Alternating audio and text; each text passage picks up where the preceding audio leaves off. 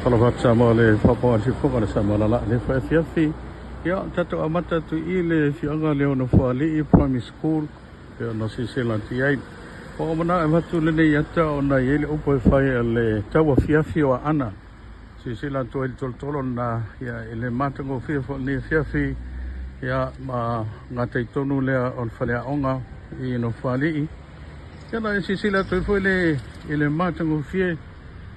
Pulpula lango to fo le la ni aso o fai wina mo ni fai wa matiu te se tatu tunu ya leo ke va ko ngai fai mai le fai vol va nga lai o ya na chi silanti ai tatu motu na I apolima fa be fo I tatu ya so ba ina te lo tu ya le na sa mo o ka se ma nei o mo lu le fiafi ya pe na sila mai fo I tafta fai langi se tatu tunu ngā te tonu lama nei o le whianga no whaali I le tūmano ana.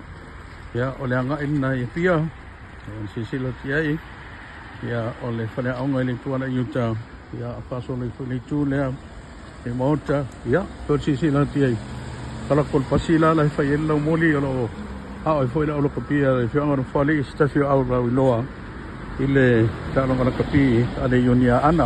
Ia, pape whai tele tamwhanau whamina, ia I tato au whaava malo taito fitu ia pape fo I lisi o tau wanga pia masani ai ia ai te sitasi mai le tu lea e sena matangu fia o tau fiafi o le tau fiafi o a ana ia monia lama lea fiafi o lo ftele tu mo e sa moa ia mai se foi o lau whafonga tāpua I mai o lia lea fiafi ma whaasoi fuena